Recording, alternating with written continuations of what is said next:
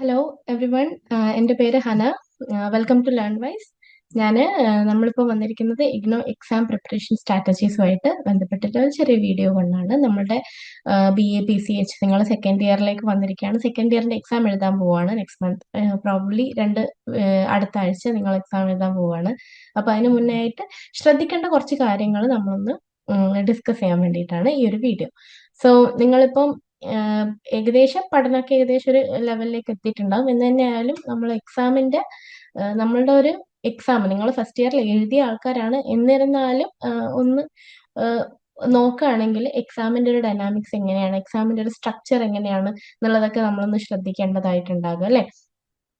നമുക്കറിയാം നമ്മുടെ എക്സാം എന്ന് പറയുന്നത് ഡിസ്ക്രിപ്റ്റീവ് ആൻസേഴ്സ് ആണ് എഴുതേണ്ടിയിരിക്കുന്നത്. ക്രെഡിറ്റ് ബേസ്ഡ് പ്രിപ്പറേഷൻ ആണ്.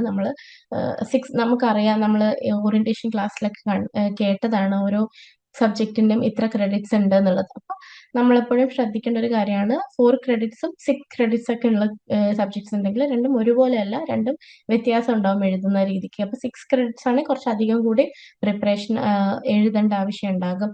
അതുപോലെ ക്വസ്റ്റ്യൻ പേപ്പർ അനാലിസിസ്, നമുക്ക് PYQ അനാലിസിസ് എന്ന് പറഞ്ഞാൽ നമുക്ക് ആപ്പിലൊക്കെ അവൈലബിൾ ആണ്.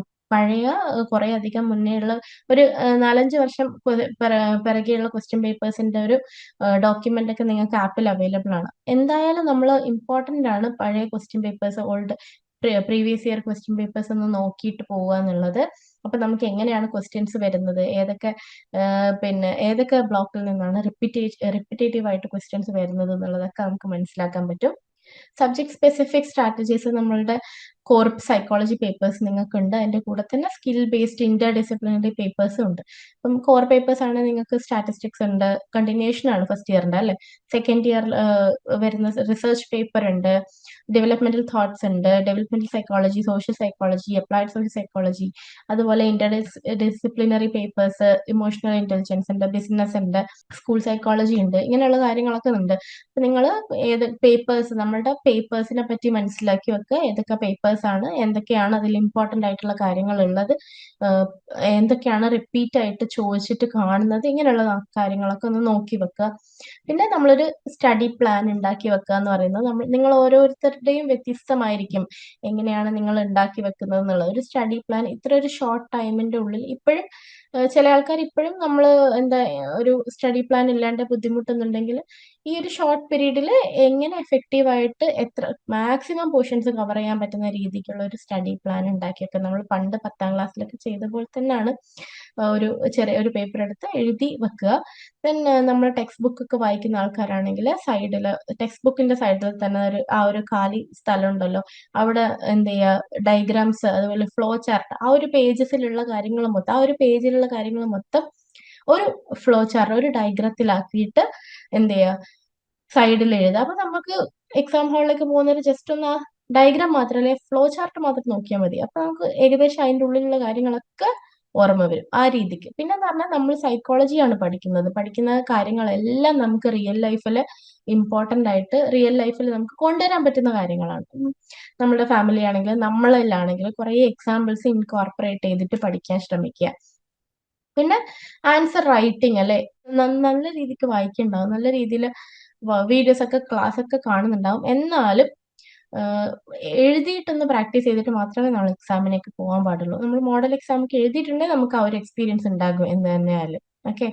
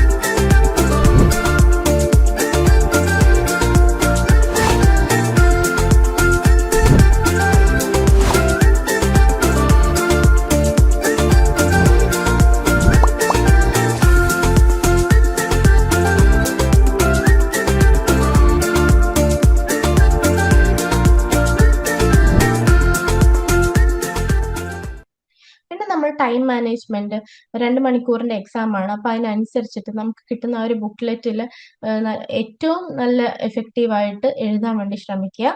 പിന്നെ കുറെ ദൂരെയാണ് എക്സാം സെന്റർ ഒക്കെ കിട്ടിയതെങ്കിൽ അതിനനുസരിച്ചിട്ട് നമ്മളുടെ പോകുന്ന യാത്ര ഒക്കെ ആദ്യമേ പ്ലാൻ ചെയ്ത് വെക്കുക. എഫക്റ്റീവ് ആയിട്ടുള്ള പ്രസന്റേഷൻ, അതായത് നമ്മളൊരു എസ്സേ എഴുതുന്ന സമയത്ത് SLM എങ്ങനെയാണോ വായിക്കുന്നത് അതുപോലെ തന്നെ ആ ഒരു കൃത്യമായ ഫോർമാറ്റ് ഫോളോ ചെയ്തിട്ട് അല്ലെ, ഫസ്റ്റ് ഒരു ഇൻട്രൊഡക്ഷൻ സെഷൻ ഉണ്ട്, ഇൻട്രൊഡക്ടറി പാരഗ്രാഫ്, പിന്നെ എല്ലാ പാരഗ്രാഫായി എഴുതുക. ദെൻ ഒരു കണ്ടന്റ് ഇത്രയൊക്കെയാണ്, പിന്നെ അത് കഴിഞ്ഞിട്ട് ഒരു കൺക്ലൂഷൻ പാരഗ്രാഫ്. അങ്ങനെ ആ ഒരു കൃത്യമായ ഒരു എഫക്റ്റീവ് ആയിട്ടുള്ള ഒരു പ്രസന്റേഷൻ വഴി നമുക്ക് അങ്ങനെ എഴുതുന്ന സമയത്ത് നമ്മൾ നല്ല രീതിക്ക് പഠിച്ചത് ആ ഒരു രീതിക്ക് എഴുതുകയും കൂടി ചെയ്തു കഴിഞ്ഞാൽ നല്ല രീതിക്ക് നമുക്ക് സ്കോർ ചെയ്യാൻ പറ്റും. ഓക്കെ. പിന്നെന്ന് പറഞ്ഞു കഴിഞ്ഞാൽ കൺസിസ്റ്റന്റ് ആയിട്ട് നമ്മൾ വർക്ക് ചെയ്തുകൊണ്ടിരിക്കും. ഇപ്പം എക്സാം ഉള്ളത് കൊണ്ട് തന്നെ എല്ലാവരും കൺസിസ്റ്റന്റ് ആയിട്ട് തന്നെ വർക്ക് ചെയ്യേണ്ട ആവശ്യമുണ്ടല്ലോ, നമുക്ക് സമയമില്ല. എന്നാലും നമ്മൾ ത്രൂ ഔട്ട് അല്ലെ, ഫസ്റ്റ് മുതലേ കൺസിസ്റ്റന്റ് ആയിട്ട് ചെയ്തു കഴിഞ്ഞാൽ വളരെ നല്ല രീതിക്ക് തന്നെ നമുക്ക് എക്സാം എഴുതിയിട്ട് വരാൻ പറ്റും അല്ലെ. ഫോക്കസ്ഡ് ആയിട്ട് കൺസിസ്റ്റന്റ് ആയി എല്ലാ ദിവസവും എന്നുള്ള രീതിക്ക്, എല്ലാ ദിവസവും ഉറങ്ങാൻ കിടക്കുന്നതിന് മുന്നേ ഒരു പോർഷൻ എന്തായാലും കവർ ചെയ്തിരിക്കും. അല്ലെങ്കിൽ എല്ലാ ദിവസവും രാത്രി ആകുമ്പോഴത്തേക്കും ഒരു റിവിഷൻ, ഒരു ഭാഗത്തുള്ള റിവിഷൻ തീർത്തിരിക്കും. ആ ഒരു രീതിക്ക് നമ്മൾ പോവുകയാണെങ്കിൽ നമുക്ക് എന്ത് ചെയ്യാൻ പറ്റും, എക്സാമിനൊക്കെ ആകുമ്പോഴത്തേക്കും ഏകദേശം നമ്മൾ നല്ല കോൺഫിഡന്റ് ആയിരിക്കും. കുറച്ച് കാര്യങ്ങളൊക്കെ നമ്മൾ ചെയ്തിട്ടുണ്ട് എന്നുള്ള രീതിയിൽ. എപ്പോഴും ഒരേ കണ്ടിന്യൂസ് ആയിട്ട് ഇരുന്ന് പഠിക്കുന്ന സമയത്ത് എന്താ നമ്മൾ നല്ല കൺഫ്യൂസ്ഡ് ആകുന്ന സമയത്ത് സ്ട്രെസ് വരും. അപ്പൊ ബ്രേക്ക് എടുക്കുക, ഒന്ന് റീഫ്രഷ് ചെയ്യുക മൈൻഡിനെ, കുറച്ചധികം പുറത്തൊക്കെ ഒന്ന് പോയി നടക്കുകയും പുറത്തെ കാഴ്ചകളൊക്കെ ഒന്ന് കണ്ട് കണ്ണിന് റിലാക്സ്. നമ്മൾ ഡിജിറ്റൽ ലേണിംഗ് അല്ലേ, ഓൺലൈനിൽ വീഡിയോ ക്ലാസ് കാണുന്നു, വായിക്കുന്നു, നോട്ട്സ് ഒക്കെ വായിക്കുന്നു, ഒക്കെ മൊബൈലിലൊക്കെ തന്നെ ആയിരിക്കും. അപ്പൊ കണ്ണിന് റിലാക്സേഷൻ കൊടുക്കുക, പുറത്തേക്ക് നോക്ക്, ദൂരെ കാഴ്ചകളിലേക്ക് കുറച്ച് നോക്കി അങ്ങനെ ഒന്ന് റിഫ്രഷ് ചെയ്തിട്ട് പിന്നെയും ബ്രേക്ക് എടുത്ത് പഠിക്കാം. ഓക്കെ, ഇങ്ങനെയുള്ള കാര്യങ്ങളൊക്കെ ശ്രദ്ധിക്കുക.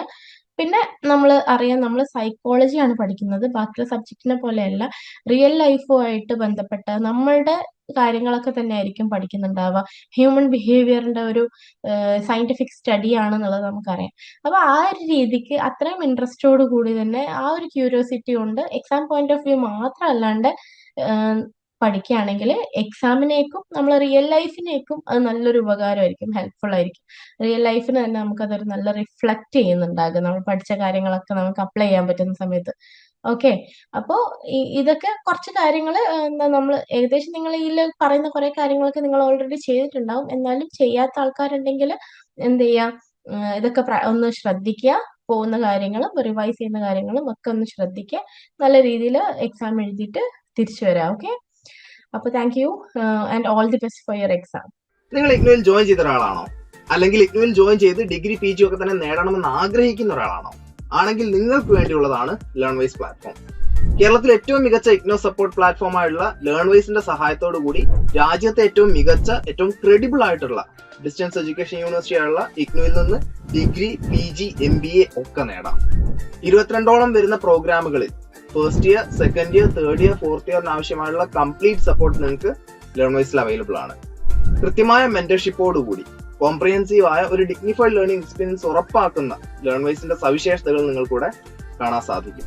ലേൺവൈസിൽ നിന്ന് മുമ്പ് പഠിച്ചിറങ്ങിയവരുടെയും ഇപ്പോൾ പഠിച്ചുകൊണ്ടിരിക്കുന്നവരുടെയും എക്സ്പീരിയൻസ് അറിയുന്നതിനും കണ്ട് മനസ്സിലാക്കുന്നതിനുമായിട്ട് എത്രയും പെട്ടെന്ന് ലേൺവൈസ് യൂട്യൂബ് ചാനലിലേക്ക് പോവുക. അവിടെ നിങ്ങൾക്ക് ഒരുപാട് വീഡിയോസ് കാണാൻ സാധിക്കുന്നതാണ്. ഇനി ഒട്ടും സമയം കളയണ്ട, എത്രയും പെട്ടെന്ന് താഴെ കാണുന്ന നമ്പറിൽ ലേൺവൈസിനെ പറ്റി കൂടുതൽ അറിയുന്നതിനായി വാട്സാപ്പ് വഴിയോ കോൾ വഴിയോ നിങ്ങൾക്ക് ബന്ധപ്പെടാവുന്നതാണ്.